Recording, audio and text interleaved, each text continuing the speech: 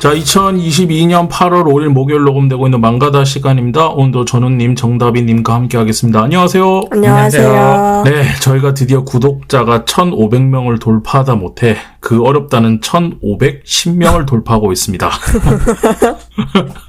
10명씩 늘어나는 게 쉽지 않아, 갑자기. 자, 소감 한마디씩 부탁드릴게요. 다음에 방송할 때는 1,520명이 되어 있길.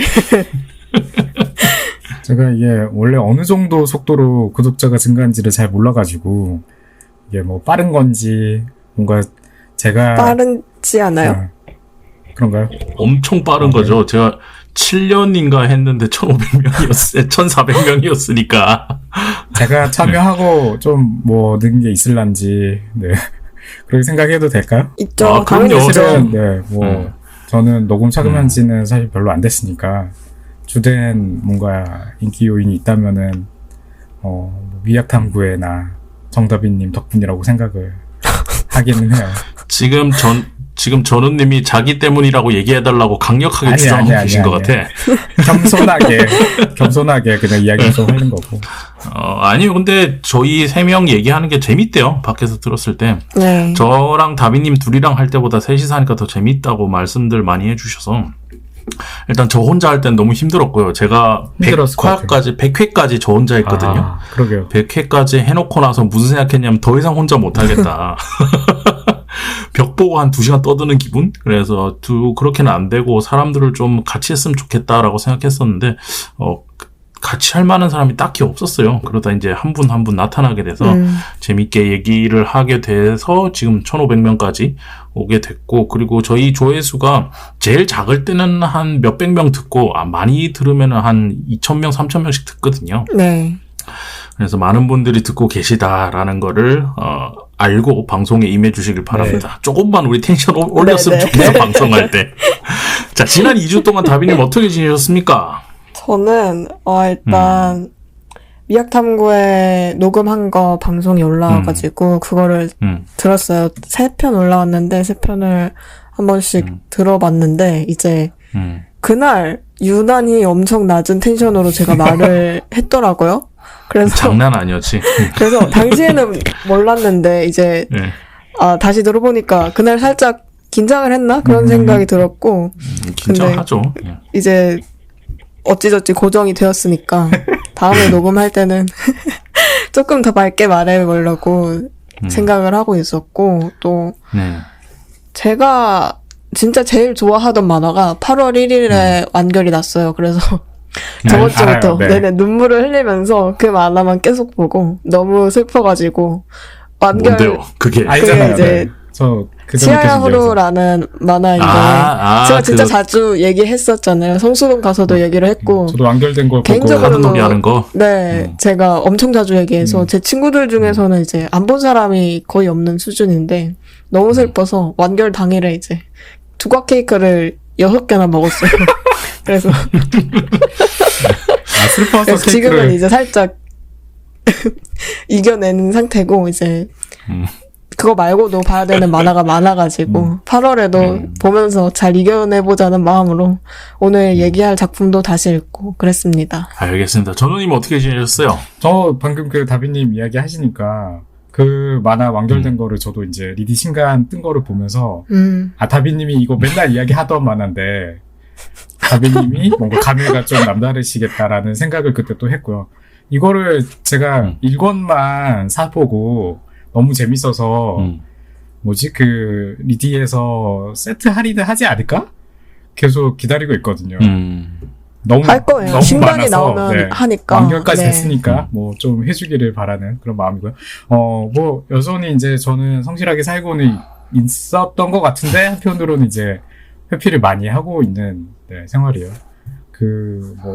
뭔 소리지? 무슨 회피를 하고 계시나요?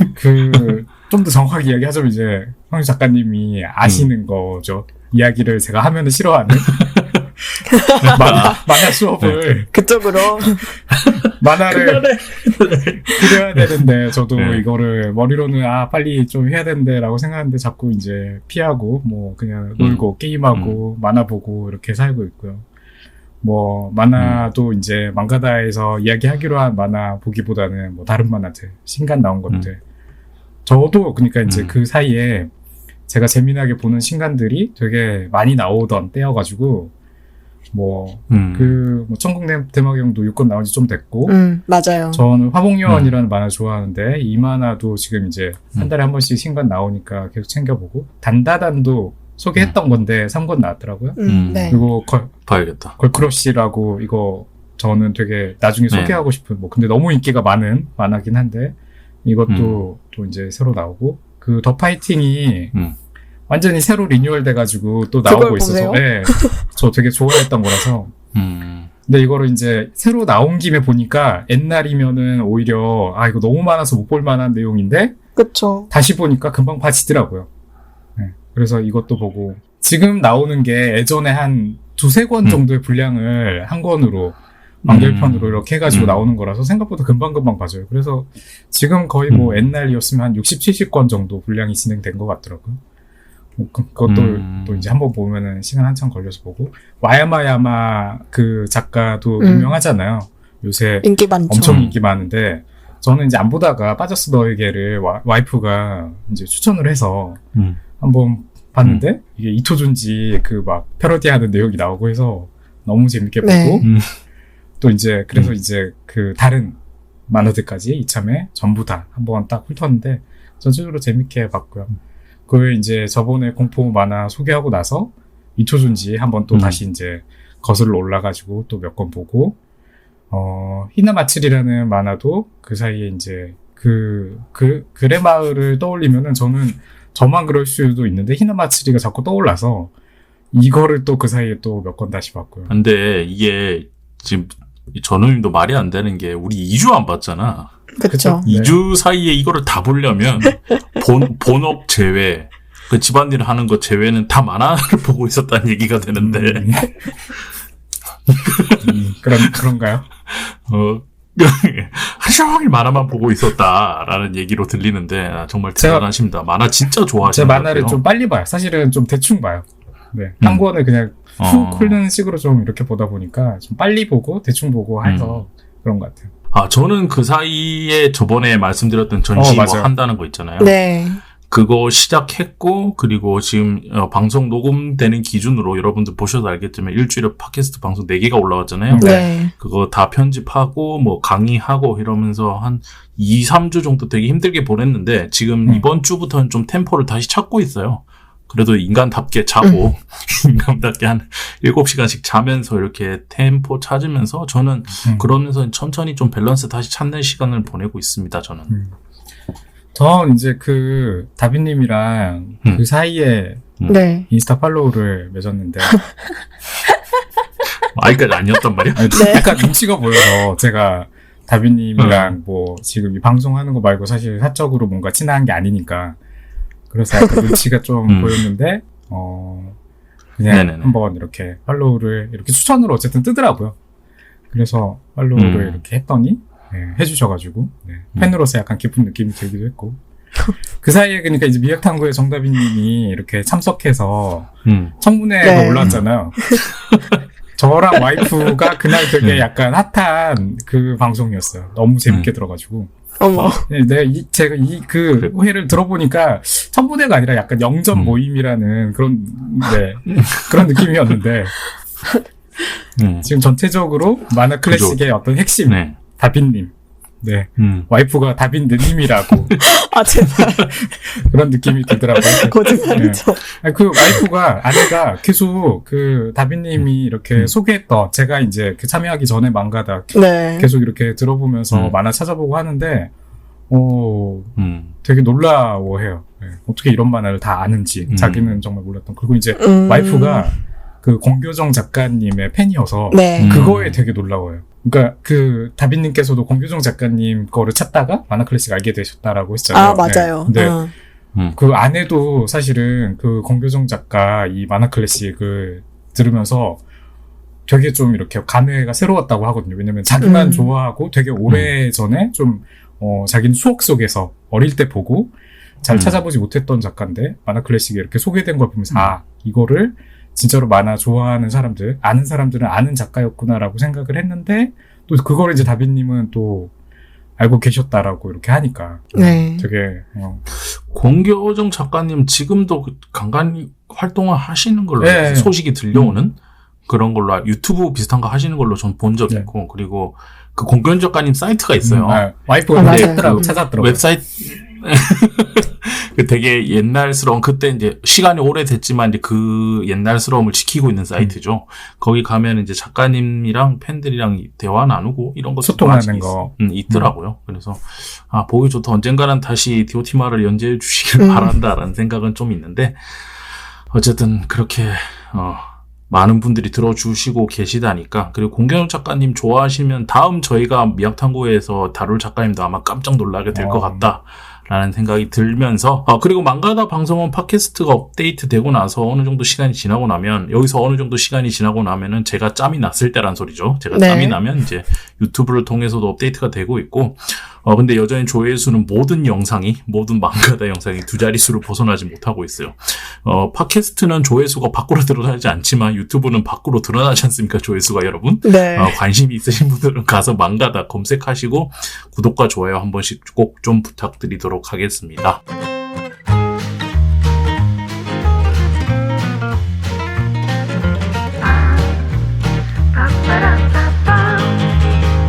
자, 이번 주는 다빈님께서 추천해주신 작품으로 이야기를 진행하려고 합니다. 어떤 작품 들고 오셨습니까? 이번에는 쿠이료코 작가의 단편집 2편 용의 귀여운 일곱 아이하고 용의 학교는 산 위에라는 작품을 제가 가지고 왔는데 던전밥으로 유명한 쿠이료코라는 작가의 단편집이에요.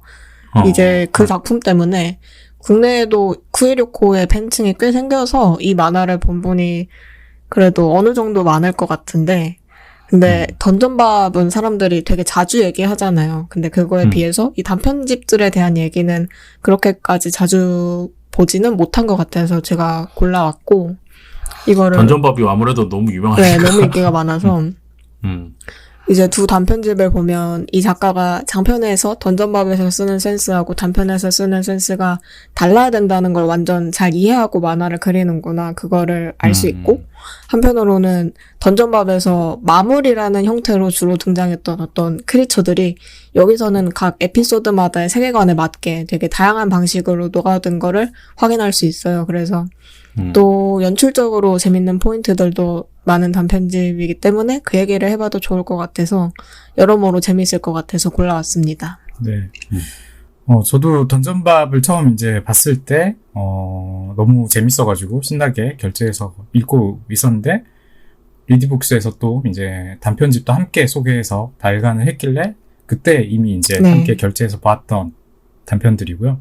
근데 이제 그 단편 이야기를 저희가 이제 해야 되는데 던전밥 이야기를 완전히 안 하기는 좀 힘들 것 같아요. 던전밥을 또 이제 저희가 따로 이야기를 할 그런 시간은 없을 것 같아서. 저도 던전밥 한 2권까지 봤거든요. 2권까지 봤습니다. 네. 2권까지만 봤는데, 던전밥 이야기 그러면 전우님이 조금만 해주시면은, 이 쿠이로코 단편 작품 이해하는데 좀 도움이 될 것 같은데, 좀 말씀해 주시죠. 이왕 이야기를 꺼내신 김에. 이미 저희 이제 망가다에서 소개할 만한 정도를 넘어선 엄청난 인기를 가진 만화라서, 그냥 이 단편들 소개하는 김에 살짝 언급하는 이런 수준이 될 것 같은데요. 던전밥은 던전을 탐사하면서 모험가들이 이제 살기 위해서 밥을 해먹는 이야기인데 이제 좀 다른 점이라면 요리 재료를 그 던전 안에서 현지 수급한다는 거죠. 몬스터들, 크리처들을 가지고. 지금은 이제 이런 크로스오버가 되게 무수하게 많은 것 같아요. 비슷한 종류의 어떤 웹소설들도 있고 만화들도 많고 이 세계의 밥이라든가 이런 여러 가지 어떤 이런 소재들이 많이 나왔다고 생각하는데 제가 이 던전밥을 처음 알았을 때만 해도,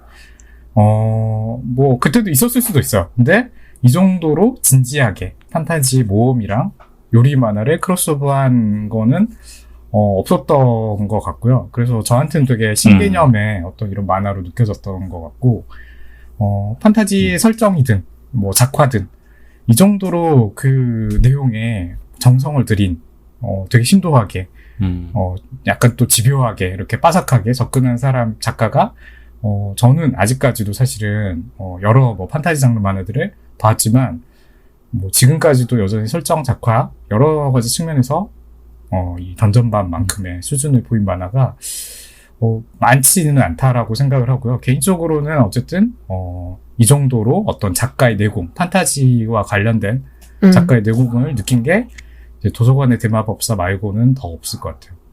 제가 되게 좋아하는. 안 그래도 학교에 가보니까 도서관의 대마법사랑 옆에 던전밤이랑 같이 꼽혀 있더라고요. 근데 저는 근데 좀 느낌이 다르긴 해. 완전 다르죠. 근데 저는 던전밥은 이게 한국이 2016년인가 그때 나왔던 것 같은데. 네. 제가 본 거 정확히 기억 안 나는데 저는 좀 한국에 이제 먹방, 쿡방 이런 거 있잖아요. 네네. 그런 거 완전 폭포수처럼 쏟아지던 시기가 있었어요. 그때쯤이죠. 요새는 좀 안 그러는데. 네. 그때 근데 굉장히 그래서 이게 되게 재밌었는데 보면서 저는 막 그런 게임 뭐 강화하고 이런 게임 별로 안 좋아해서 저는 와우 할 때도 강화 같은 거 안 하거든요. 그냥 필드에서만 놀기만 하는데 그래서 그런 거에 별 흥미가 없는데도 그렇지 던전을 여행하려면 음식이 있어야 되잖아. 먹어야 되는 사람이. 그쵸. 잘 먹고 잘 자야 싸우지라는 생각이 들어서 되게 재밌게 봤는데 그때 너무 폭포수 같은 정말 먹방 쿡방들 때문에 먹는 이야기 좀 그만 봤으면 좋겠다. 솔직히 그런 생각이 좀 있었어. 그래서 좀 잠잠해지면 봐야겠다라고 생각하고 있었는데 그리고 오늘날까지 살면서 너무 많은 사람들이 주변에 던전밥 이야기를 너무 많이 하는 거예요. 이거 재밌다 이러면서 뭐 얘기할 때 눈 반짝이면서 던전밥 보셨어요? 이런 얘기 너무 많이 들어가지고 제가 또 약간 그런 거 있거든요. 사람들 많이 보면 또 안 보고. 홍대병? 모르겠어요. 그걸 무슨 병이라는지는 모르겠는데 있어 하여튼. 그래서 사람들 많이 보면 안 보고 막 우영우 다들 우영우 이러면 우영우 안 보고 막 그런단 말이야. 네, 그런 게 있는데 하여튼 나중에 좀 잠잠해지면 다시 봐야겠다. 아니면 완결 나면 다시 봐야겠다. 뭐 이런 생각을 하고 있는 그런 작품이긴 해요. 저는 한때 이제 단편집만 만화를 몰아서 읽은 적이 있는데 한 2년 3년 전쯤이거든요. 근데 장편 만화와 다르게 단편집은 그 책 딱 하나로 끝나는 한 권이 딱 작품이 되는 구조인데다가 이야기들이 서로 안 이어지는 경우가 되게 많잖아요. 그래서 그때 보면서 단편은 구성이나 배치나 더 나아가서는 이제 책의 디자인 같은 것까지도 장편에서보다 조금 더 꼼꼼하게 센스를 요해하는구나 그렇게 생각을 했었는데 그때 본 단편집 중에서 이 쿠이르코의 단편집 2권이 그런 의미에서 되게 훌륭하다고 생각을 했었고 단편들 간의 연계성부터 순서나 목차나 속표지 같은 내지 디자인까지 되게 다 적절하게 맞물리고 있다고 생각을 했고 또 최근에 제가 뭐라고 해야 되지? 만화를 너무 많이 보다 보니까 눈이 이제 아파서 화면에 여백이 많은 만화를 많이 봤단 말이에요. 그런 것들을 보다가 이번에 쿠이료코 그림을 보니까 눈이 아프진 않았어요. 근데 정밀하다고 해야 될지 정확하다고 해야 될지 그 화면 자체의 밀도하고 별개로 페이지에 있는 모든 그림 요소들이 있어야 될 것을 정확하게 있다 그런 느낌을 받았고 그래서 화면이 되게 정갈하다는 인상이 저한테는 강했는데 제가 이번에 이거 준비하면서 원서를 한번 찾아봤거든요. 원서는 어떻게 돼 있나 한번 봤는데 그 한국판 번역본은 폰트가 되게 얇은 느낌이잖아요. 근데 원서는 되게 조금 굵은 폰트가 적용이 되어가지고 한국판보다 원서 쪽이 화면이 조금 더 꽉 찬 느낌이 들었어요. 그리고 이 쿠이료코 그림을 얘기하다 보면 크리처, 용을 중심으로 나오는 이 크리처 얘기를 안 할 수가 없는데 그거 관련해서 나올 수 있는 얘기는 이제 저보다 전우님이 잘 설명을 해주실 수 있을 것 같아서 그런가? 쿠이료코의 그림들이나 이제 서로가 파악이 됐구만. 그 세계관에 대해서 얘기를 해주시면 좋을 것 같아요. 아까 이제 송유 작가님은 이야기했는데 혹시 다비님은 어떤 이런 그 롤플레잉 게임 같은 거에 경험이 좀 있으세요? 저는 중학생부터 고등학생 한 저학년까지 했고 그 이후로는 안 했어요. 제가 한 번 하면 이제 너무 심하게 해서 그때 이제 깨달았죠. 나는 게임을 하면 안 되는구나를 깨달아서 어떤 거 스스로 안 해요. 시작을 안 해요. 어떤 거를 하셨었길래? 저 팝판 같은 것도 했었고 네. 파판을 주로 했었어요. 파판을 했었고 파판을 중심으로 다른 것까지 깔짝깔짝 했는데 네. 이게 시간이 너무 많이 걸린다. 내가 너무 많이 여기에 쓴다. 그래서 그 약간 초인적인 힘을 발휘해서 끊었습니다. 송유 작가님도 뭐 또 와우 말고는 저는 롤플레잉 게임 진짜 많이 했죠. 그러니까 뭐랄까 너무 세대가 뽀록 나는데 얘기를 하면 저는 개인적으로 가장 좋아하는 그 롤플레잉 게임이 2개가 있는데 둘 다 버그가 너무 많았던 예전에 서풍의 강시곡이라고 창세 이전 서풍의 강시곡이랑 포 같은 사과란 게임이 있어요. 네.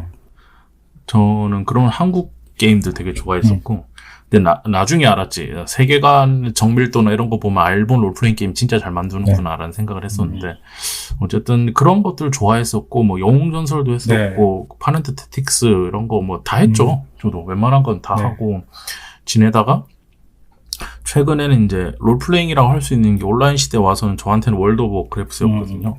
근데 거기서도 던전 들어가거나 지금 얘기한 듯이 뭐 무기 강화하거나 이런 건 안 하고 그냥 퀘스트 깨면서 필드 돌아다니고 약초 캐고 뭐 이런 거 하거든요. 그래서 저는 그 정도예요.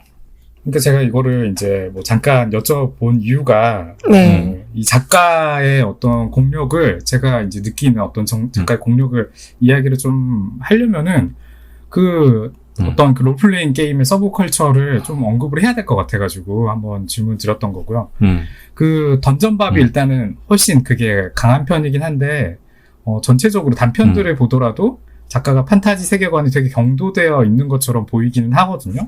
이제 뭐 중세 외에도 현대나 동양까지 다양하게 시대 설정은 하고 있긴 하지만은 기본적으로 대부분의 에피소드에서 크리처들이 등장하고 그 크리처들은 일단 기본적으로는 중세 판타지 우리가 이제 흔히 이야기하는 그 롤플레잉의 어떤 그 서브컬처에 포함된 이런 내용들에 가까워가지고 저는 이 작가가 그쪽에 좀 이렇게 많이 경도돼 있는 것 같아요. 그 단편집 제목에서 말한 용의 그 뉘앙스도 동양의 용이 아니라 약간 서양의 드래곤을 이야기하는 그 느낌이고요.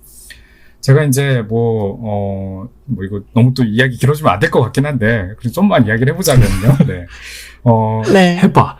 계속. 뭐, 저도 막 전문가라고 할 수는 없는데, 근데 이제 제가 뭐 좀 아는 거, 그냥 좀 아는 척으로 하자면은, 중세 이제 이런 판타지 장르가, 뭐 우리가 이제 어느 정도 알고 있죠. 그 톨킨이라는 분의 반지의 제왕 소설에서 거의 다 왔다라는 거. 뭐 이게 이제 무협하면은 뭐 김용, 뭐 닌자 하면은 야마다 후타로라는 이런 사람들의 영향 아래서 다 발전이 된 서브컬처인 것처럼, 톨킨이랑 반지의 제왕이 되게 강한 편인데, 근데 이제 게임이나 어떤 이런 장르에서 좀 더 직접적인 거에 기인한 거를 찾자면은, 던전 앤 드래곤즈라는 그 TRPG, 테이블탑 롤플레잉 게임에서 기인을 하고 있고요. 이게 이제 그 장르 자체를 아예 만든, 그 놀이라는 걸 만든 그런 게임이다 보니까, 모든 롤플레잉 게임들의 시초라고 할 수가 있을 것 같아요. 기원이라고. 그거를 이제, 원래 이제 만나가지고 하던 거를, 컴퓨터 게임으로, 퍼스널 컴퓨터 게임으로 하려고 옮긴 것이 이제 위저들이라는 게임이 있고, 이게 80년대 초에 원래 미국에서 만들어졌는데 일본에 가가지고 엄청나게 인기를 끌었다고 하더라고요. 그래서 이제 일본 사람들이 이 게임을 좋아하는 사람들이 또 한참 많이 있었고, 이 게임을 기본으로 해가지고 뭐 울티마라는 다른 이제 명작 게임까지 참고해서 콘솔용으로 오랜만에 듣는다. 울티마.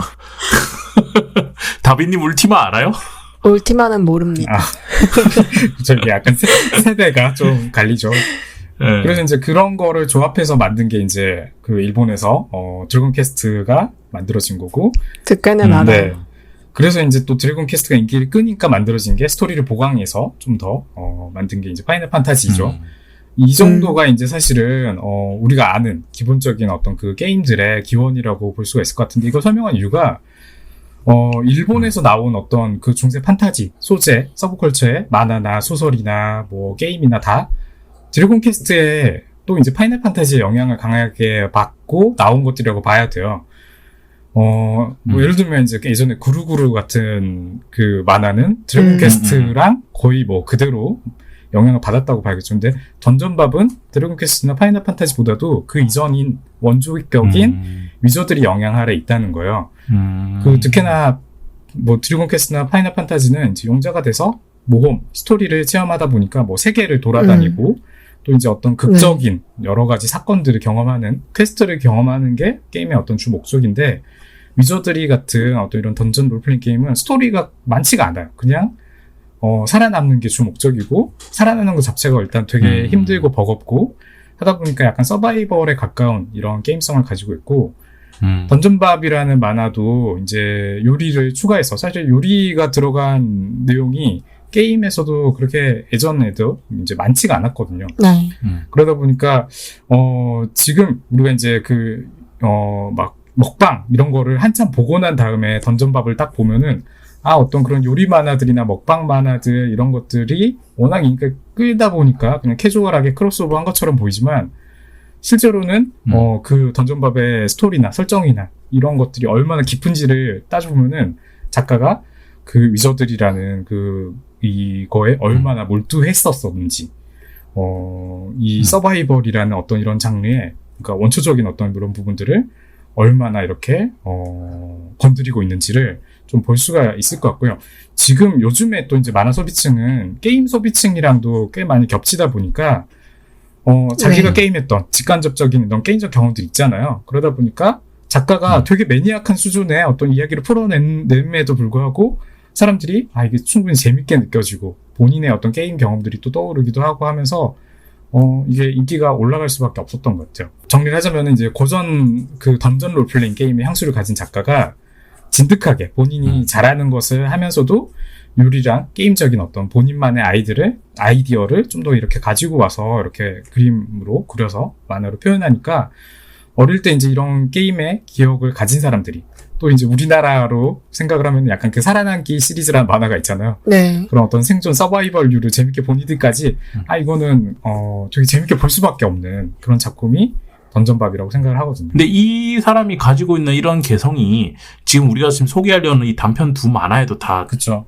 좀 집합돼 있어요. 그죠? 네. 그 안에도 많이 드러나고 있다고 저는 생각하거든요. 네. 먼저 다비님이 먼저 나온 용의 학교는 산 위에라는 작품 좀 얘기해 주시면 좋을 것 같아요. 네, 이제 본격적으로 얘기를 해보자면 둘 중에 먼저 나온 단편집이고 그래서 사실 맨 처음에 저는 같이 봤었는데 용의 귀여운 19억 바위 뒤에 나온 것보다는 살짝 못하다는 생각이 들었어요. 리디북스 별점도 귀여운 아이에 5개 주고 나중에 나온 거에 5개 주고 이거는 이제 4개를 줬거든요. 그치만 역시 눈여겨볼 만한 재밌는 포인트들이 있어서 얘도 같이 읽자고 얘기를 하게 된 것 같아요. 저는 근데 처음부터 용의 학교는 산 위에도 괜찮았는데 저도 좋았어요. 근데 살짝 못하다. 저는 이제 이게 나온 연도를 한번 따져보니까 용의 학교 줄여서 이야기할게요. 용의 학교는 산 위에 그냥 용의 학교라고 이야기하자면은 2011년에 이게 나왔고 용의 귀여운 7아이 용의 아이가 2012년에 발간됐는데 그 1년 사이에도 이 작가의 어떤 그런 게 좀 이렇게 향상되는 게 느껴지는 단편집이었고요. 또 그럼에도 불구하고 2014년에 이제 던전밥이 그때부터 연재가 시작된 걸로 제가 아는데 다 그 전에 몇 년 전에 이미 한참 전에 나왔는데도 봤을 때 그림적으로는 이미 다 완성이 돼 있더라고요. 작가가. 제 말이 이 말이에요. 네. 제가 다른 유명해진 작가들 과거 단편집 이제 우리나라에 소개된 것들 몇 개 이렇게 또 같이 봤는데 지금 되게 유명한 작가들이잖아요. 스페이 패밀리나 귀멸의 칼날이나 이런 작가의 단편집도 리디에서 제가 봤었는데 다 재밌게 읽어가지고 이제 이 예전 작품은 좀 어땠을까? 단편집 이렇게 찾아보면 어떨까? 기대하면서 봤는데 사실은 저는 그 두 작가의 단편집에 대해서는 약간 좀 연출이나 그림에서 어설픈 부분들이 좀 많이 느껴지더라고요. 맞죠? 그래서 좀 약간은 좀 재미나게 보기도 했지만 좀 실망스러운 부분이 있었는데 이 작가 쿠이로코는 어설픔이 안 느껴져요. 그냥 이 작가가 보다 보면은 그냥 정식 연재가 되기 전에 장기 연재가 되기 전에 그냥 되게 여러 가지 시도를 했구나. 이야기적으로 조금 심심하구나 정도 이 정도 느낌만 들지 어설픈 부분은 전혀 발견이 안 되는 것 같고요. 특히 이제 다비님께서 이야기하신 것처럼 이제 용의 학교보다 조금 뒤에 나온 용의 7아이에서 보면은 근데 자랑하고 있어요. 작화나 연출이나 어떤 이야기적인 능력, 본인의 실력을 그냥 과시하고 있다라는 정도로 정말 자신감 넘치게 표현하고 있다라는 생각이 들어서 전체적으로 이제 이야기 구조 같은 것들도 좀 알려져 있는 이런 뭐 판타지 세계관이나 서사나 크리처들을 이용해서 약간 좀 2차 창작하거나 패러디하는 또는 이제 그거를 뭐 비현실적인 세계인데 아주 일상적인 관점으로 보거나 현재적인 사계관에서 원래 존재했던 것처럼 설정하거나 서사를 꼬거나 어떤 반전을 만들어내거나 이런 식으로 이야기를 좀 이렇게 표현하는 거를 보면서 저는 이 작가가 그 단편들에서부터 또 이후에 던전밤까지 이어지는 어떤 그 연속선상이 뭘 것 같냐면은 그 픽진성이라고 부르는 그 말이라고 할 수가 있을 것 같아요. 이게 이제 좀 뭐 생소한 말일 수가 있는데 작가가 만들어낸 이야기 속에서 독자가 그거를 현실적으로 느끼는 어떤 그럴듯함의 정도라고 이야기할 수 있는 그런 말인데 이 작가가 그런 어떤 이질적인 소재들을 가지고 와서 픽진성이 높게 제조업하는데 되게 예전부터 초반부터 노력을 계속 기울이면서 이야기를 만들어 왔구나, 만화를 그려냈구나라는 생각이 들었어요. 이제 말해주신 것처럼 이 작가가 그 판타지 세계에 나올 법한 어떤 이질적인 소재들을 거의 모든 단편에서도 그렇고 던전밥이라는 장편에서까지 계속 쓰잖아요. 근데 거기서 이어지는 이 사람 만화의 포인트는 그 이질적인 게 나오니까 어쩔 수 없이 입장 차이가 생기고 그로 인한 뭔가 엇갈림의 과정을 거쳐서 결국 공생으로 가는 그거를 보여주는 데 있다고 저는 생각을 했고 그게 본인 취향인 용을 비롯한 되게 많은 크리처들과 맞물려서 그 현대사회라는 에피소드가 있는데 거기서처럼 범상치 않은 존재들이 그렇지 않은 일반인들하고 맞물릴 때 어떤 갈등들이 벌어지는지 또 그걸 해결하는 과정에서 어떤 이해관계 충돌이 벌어지는지를 크리처라는 이 한 겹의 텍스처를 더 씌워서 보여주잖아요. 이게 사실 우리 현실에서 일어나는 문제하고도 상당히 밀접하게 닿아 있는 얘기인데 그거를 만화에서 마주할 때 느낄 수 있는 어떤 부담감 혹은 스트레스를 우리가 절대로 될 수 없는 존재인 크리처를 통해서 이제 한결 줄여준다고 저는 생각을 네. 했고 그래서 보는데 부담은 없는데 이 에피소드가 사실 현실에 있는 어떤 소수자와 차별에 대한 문제를 켄타우로스는 생산성이 호모사피엔스보다 훨씬 높다. 이 설정을 이용해서 한 번 더 꽈서 만든 에피소드라서 그렇죠. 그런 에피소드가 있죠. 읽기는 잘 읽히는데 다 읽고 나면 순간 머리가 약간 전기 충격 맞은 것처럼 살짝 복잡해지기는 하는 측면이 있어요. 되게 저는 재밌게 본 에피소드 중에 하나였던 것 같아요. 저도 현대사회 근데 그 현대사회가 그 에피소드가 다른 에피소드들보다 내용이 좀 길기도 한데. 맞아요. 그러니까 읽는 내용도 많아. 그러니까 페이지가 많은 걸 떠나서 볼 때 되게 시간이 오래 걸리는 내용이기도 해요. 저는 근데 다 읽고 나서 지금 말씀하신 것처럼 저도 이 현대사회라는 에피소드는 되게 머리가 복잡해지긴 했거든요, 조금.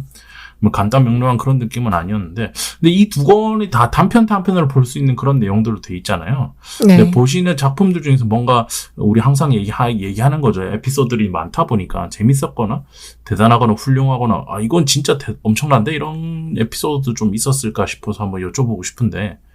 전우님 먼저 한번 얘기해 보실까요? 보셨던 것 중에 괜찮았던 제가 이제 기억이 나는 이건 정말 대단하다라고 아까 이제 이거는 이 사람이 능력을 과시하고 싶은 정도로 만들었구나라고 생각되는 단편이 두 개 있는데 그 늑대는 거짓말을 하지 않는다라는 에피소드에서 그 앞에 육아일기 만화가 나와요. 늑대 아이를 이 육아일기로 이렇게 표현한 이게 이제 원래 기존에 뭔가 이런 비슷한 그런 일기 만화 형식이 있는데 그거를 패러디하면서 모성 그리고 이종족 연애까지 여러 가지 어떤 소재나 장르를 넘나드는 이야기로 만드는 어떤 사전 장치로 쓰고 있는데 이 이야기랑 연출 모두 어떤 부분은 우리가 이제 좀 그 늑대 이야기 이거에서 좀 익숙한 부분도 있지만 연출적인 부분에서 참신한 부분이 많이 있었던 것 같고요. 그 다음에 또 이어지는 이제 단편인데 무이푼 벼쿠로쿠라는 일본 고전을 배경으로 한 이야기가 있고요. 이거는 그냥 딱 보면은 다 느낄 거예요. 이 작가가 작정을 하고 그렸구나.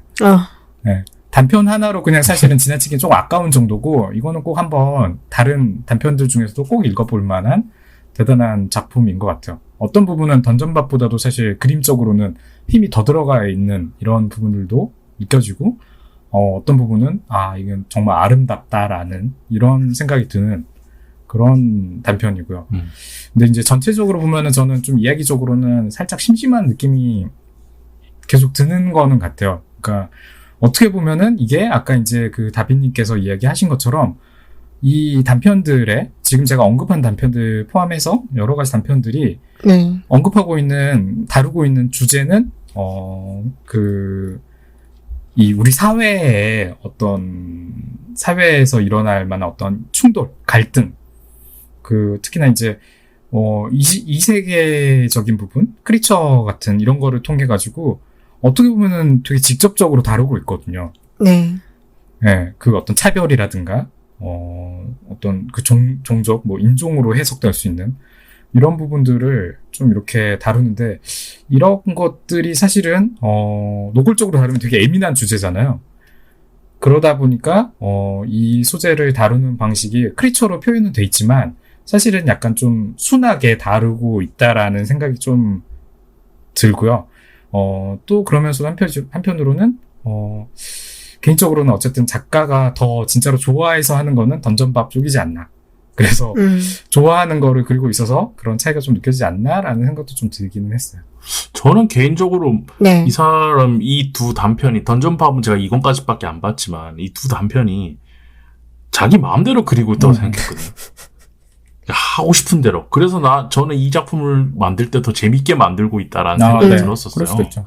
그러니까는 그런 점이 있는데 일단 다빈님 얘기부터 한번 들어보죠. 제일 재밌었던 에피소드. 저는 일단 용의 학교는 산 위에에서 제일 흥미로웠던 거는 진학전사인데 내용이 막 재밌다기보다는 맨 마지막에 만화에서 보기 드문 1인칭 시점 연출이 나오거든요. 그게 되게 흥미롭게 다가왔고 그리고 저는 이 에피소드를 보면서 생각을 한 게 이 사람이 단편마다 전하고자 하는 메시지가 대부분 좀 비슷하다 보니까 등장인물이 엄청나게 확고한 개인이라기보다는 어떤 입장을 대변하는 인물에 가까워서 던전밥하고 비교를 하자면 그쪽은 이제 인물이 되게 입체적으로 짜여져 있고 인물마다의 사연도 있고 그거를 되게 자세하게 보여주기도 하는데 이거는 이제 짧다 보니까 그거를 보여줄 수 있는 데 한계가 있어서 어떤 서사의 재미보다는 크리처를 중심으로 펼쳐지는 어떤 이미지에 더 집중을 하면서 보게 되는 측면이 있는 것 같아요.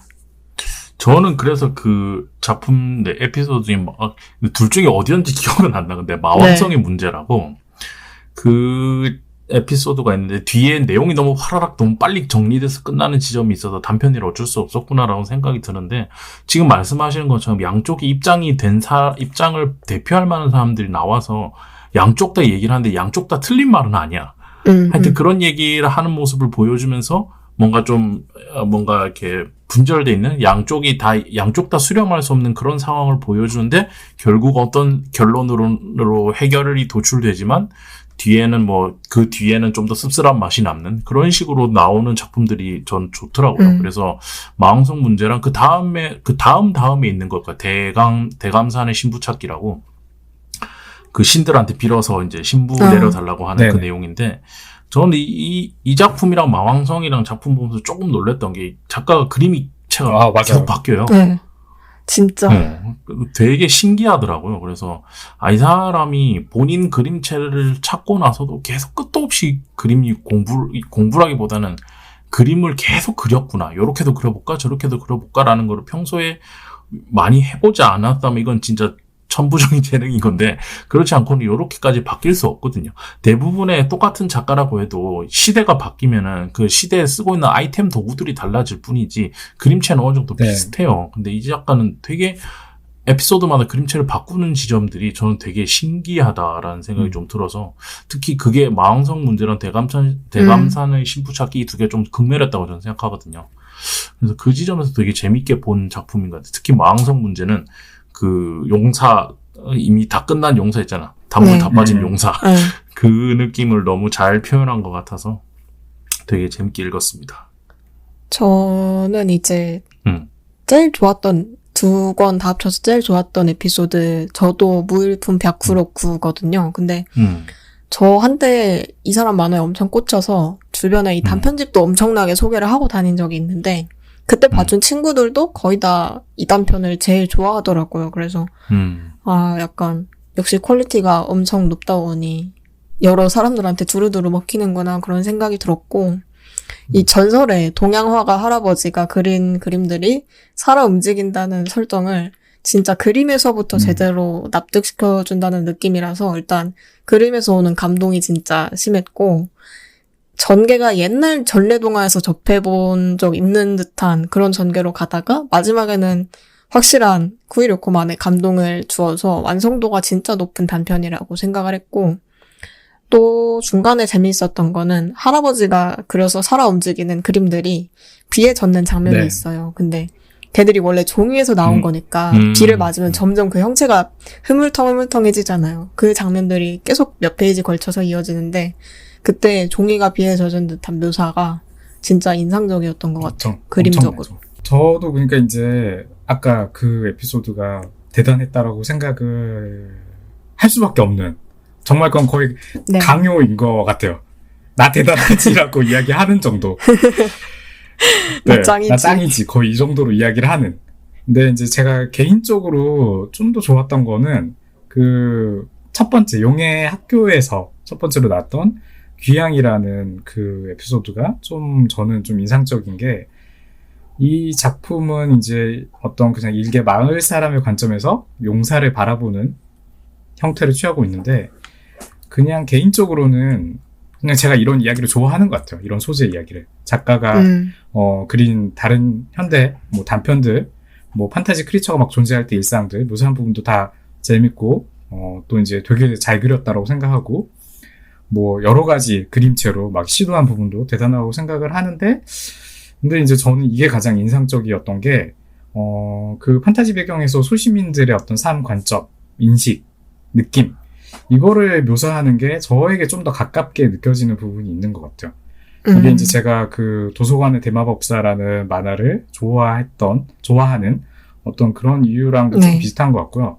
현대물에서 크리처들은 뭐 어떻게 해도 저는 이제 뭐 피임성이 높다고는 하지만 그냥 어쨌든 환상 쪽에 가까운 감각으로 느껴지는데 판타지 세상 속에서의 소시민적인 삶은 뭔가 좀 더 노스탈지어에 가깝게 그러니까 제가 뭐 느끼거나 또는 느꼈거나 또는 느낄 법한 어떤 그런 그리움이 좀 이렇게 약간 생성되는 감각으로 좀 받아들여지거든요. 그래서 이런 이야기들이 항상 좀 발견될 때마다 저는 좀 약간 좀 기억이 강하게 남는 편인데 생각보다 사실 이런 이야기가 많지가 않죠. 만화든 소설이든 게임이든 뭐 스토리 일단 대부분은 평범하게 시작을 하고 소시민이었다가도 일단은 사건이 진행되다 보면은 레벨업하고 이제 언젠간 세계를 구하는 먼치킨이 다 되는 게 흔한 플롯이다 보니까 이런 이야기를 사실은 뭐 좀 어떻게 보면 좀 애틋하게 바라보게 된 것 같아요.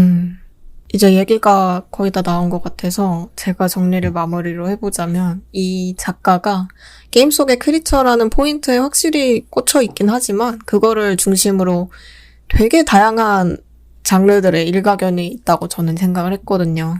현대 신화에서는 걔가 좀 분량이 긴데 중간중간에 4컷 만화 형식으로 조금 다른 이야기가 삽입되는 게 있어요. 그때는 조금 코믹한 게 포인트인 4컷 만화의 정석적인 문법을 따른 페이지들이 중간중간에 나오고 또 우리 집 개구장의 아들 늑대인간 얘기하기 전에 약간 살짝 삽입된 거기에서는 그림체가 완전 간결해져서 에세이 만화 스타일을 또 거기서는 구사를 하고 또 이누타니 일쪽에서는 개그 베이스의 탐정 만화 스타일이 나와가지고 왠지 모르게 약간 마지막에 실려있는데 정신을 바짝 차리고 보게 되는 그런 게 있었던 것 같고 그거 이외에도 막 각 단편에서 선정한 크리처하고 그거 배경에 걸맞는 작화나 연출이나 분위기로 에피소드가 진행된다는 점이 저는 이 단편집들의 대단한 점이라고 생각을 하고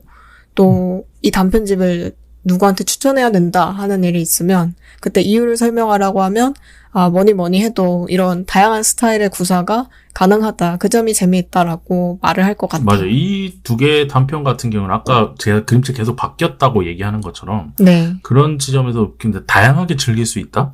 근데 이 좀 다양하게 즐기기 위해서는 이 작가의 뭔가 이 핍진성이라는 말 처음 써보는데 이 시시껄렁한 핍진성을 잘 이해를 하고 있어야 돼.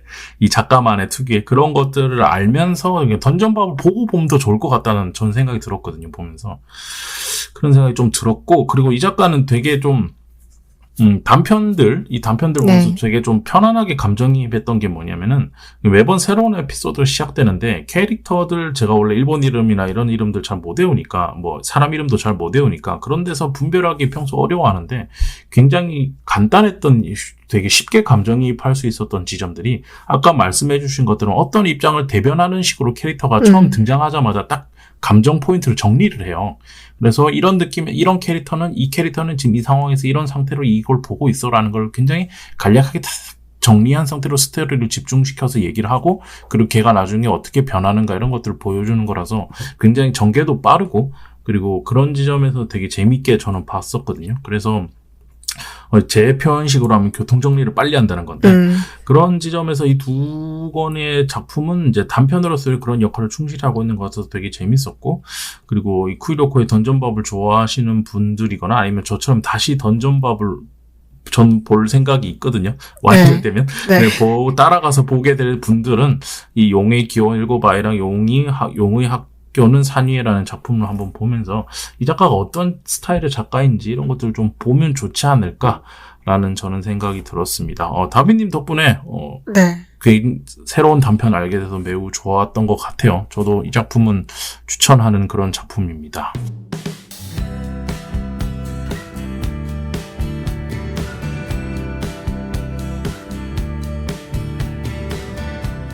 뭐 얘기를 길게 할까 싶었는데 녹음이 54분이나 됐어요. 그러네요. 8페이지였잖아요, 대본이. 한여름 밤에 54분을 에어컨과 선풍기를 다 끈 상태로 컴퓨터 앞에 앉아서 이러고 있어야 된다니. 참. 저번보단 줄었네요. 저번에 1시간 넘었으니까. 요즘에 다비님이 녹음할 때 계속 다스베이더 모드예요. 계속 그 마이크에 대고 이러면서 녹음을 하시거든요.